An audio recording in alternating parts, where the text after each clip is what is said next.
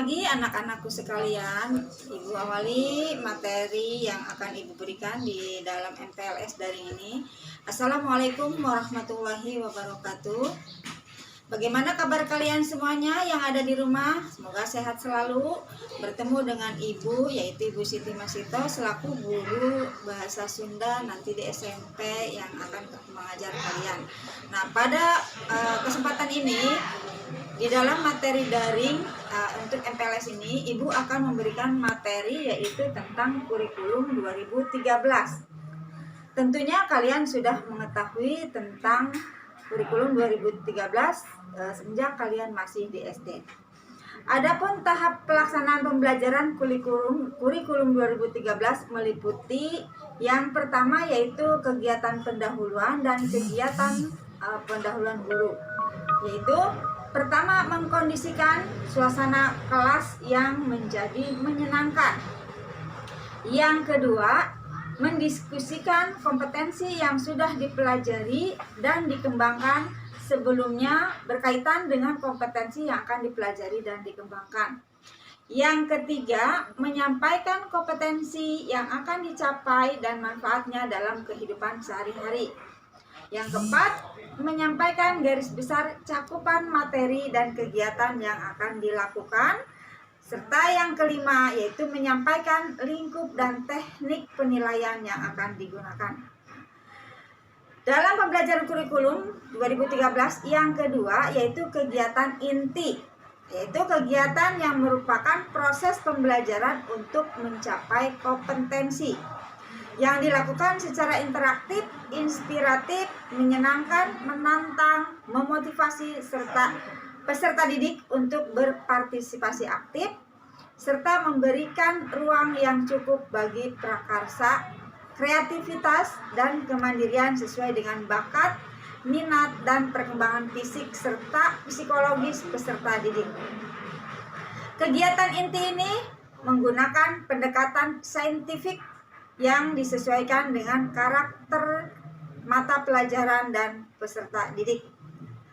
Guru memfasilitasi peserta didik untuk melakukan proses mengamati, menanya, mengumpulkan informasi atau mencoba, menalar atau mengasosiasi dan mengkomunikasikan.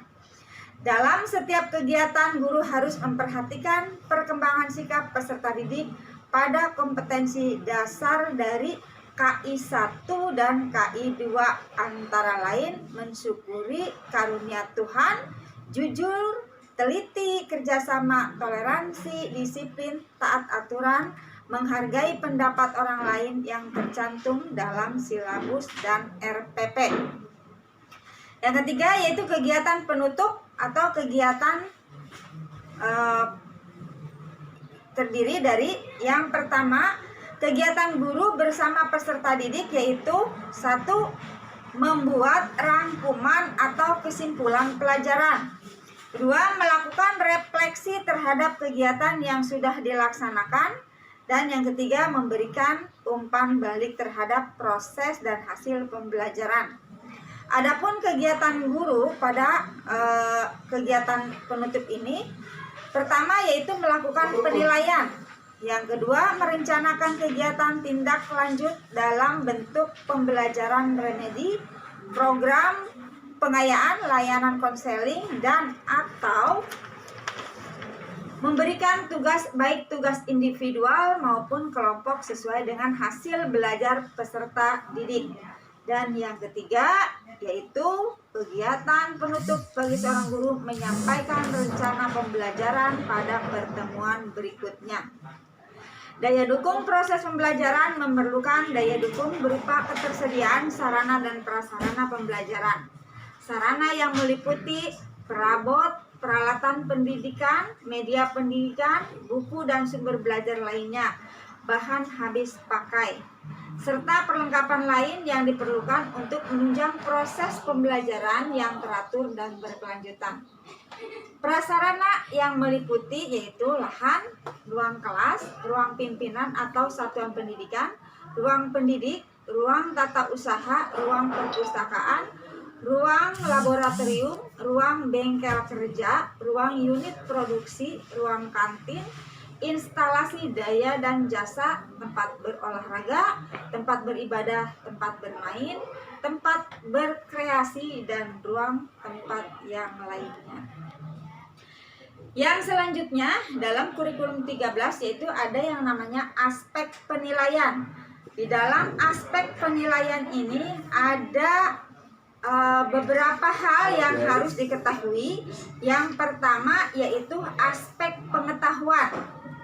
Aspek pengetahuan merupakan aspek yang ada dalam materi pembelajaran untuk menambah wawasan siswa di suatu bidang.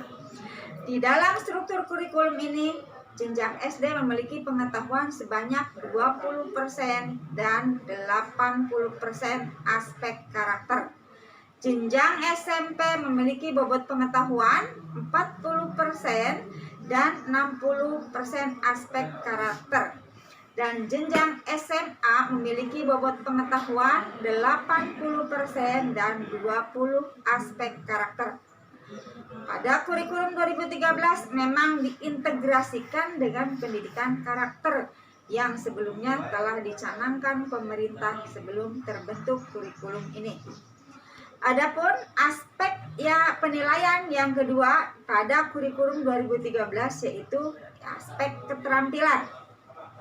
Aspek keterampilan bertujuan untuk meningkatkan keterampilan siswa dalam membuat, melaksanakan, dan mengerjakan suatu soal atau proyek sehingga siswa dapat terlatih sifat ilmiah dan karakter yang merujuk pada aspek keterampilan. Aspek keterampilan dapat berupa keterampilan mengerjakan soal, keterampilan mengerjakan dan pelaksanaan proyek, keterampilan membuat teks, dan keterampilan dalam menjawab soal lisan. Dan aspek penilaian yang ketiga pada kurikulum 2013 yaitu sikap dan perilaku. Aspek penilaian sikap dan perilaku merupakan aspek penilaian dengan nilai sikap dan perilaku peserta didik selama proses pembelajaran. Aspek penilaian ini dinilai oleh guru dalam jurnal harian, teman sejawat dalam sebuah lembar nilai, dan diambil oleh masing-masing siswa. Demikianlah materi yang Ibu berikan pada masa pandemi ini di dalam MPLS kalian, yaitu dengan MPLS mode daring. Mudah-mudahan dapat bermanfaat untuk kalian yang ada di rumah, dan kita selalu berdoa semoga Allah memberikan kesehatan kepada kita semua sehingga kita dapat belajar seperti biasa, yaitu dengan belajar tatap muka. Dan Ibu akhiri dengan billahi taufiq wal hidayah. Wassalamualaikum warahmatullahi wabarakatuh.